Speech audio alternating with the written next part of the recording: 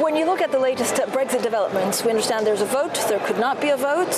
Are we looking at a possible extension? Are we looking at a deal? What are the implications for monetary policy? Well, there's many different paths, as your question indicates, and obviously we will see which path is chosen and then react accordingly.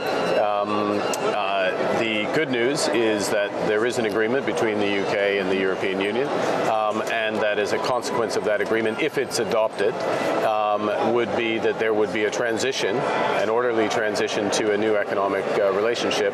And we have been saying, the Bank of England's been saying from day one after the referendum, after the decision of the people of the United Kingdom to move to a new economic relationship, a new relationship, broader relationship with the EU, that it was important to have a transition to that relationship, and that's what this deal would deliver if it is adopted. But so what does that actually mean for rates? Could a rate hike be back on the table? It's hard to distill it down to one thing. It depends the nature of adoption, the time frame in which it happens. I mean, there are lots of potential paths, but transition's better than jumping, clearly better than the alternative, and the alternative is a no-deal Brexit at the end of this month.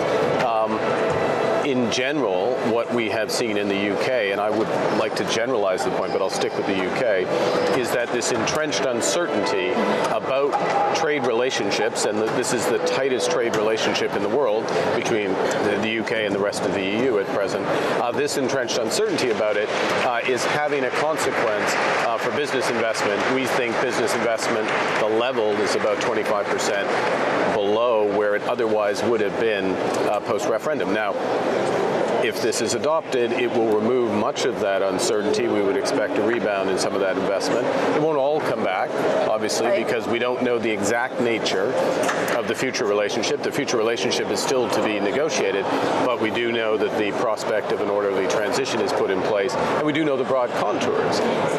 In that environment, you would expect, all things being equal, and they're not always equal, but all things being equal, the economy to pick up from what has been quite a subdued pace, and that makes monetary policy a little more interesting. And so that would be including interest rate hikes? Not necessarily. I'm not going to pre-commit. And there's a lot of contingencies there. We also we're sitting here, and this is why I wanted to generalize the point.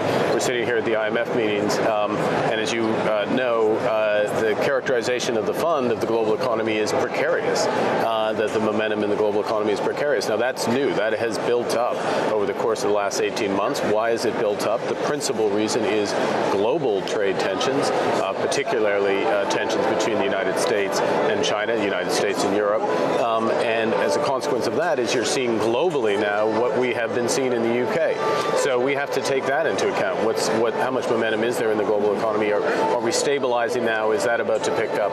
So you take all these factors into account and make the rate decision at the appointed time.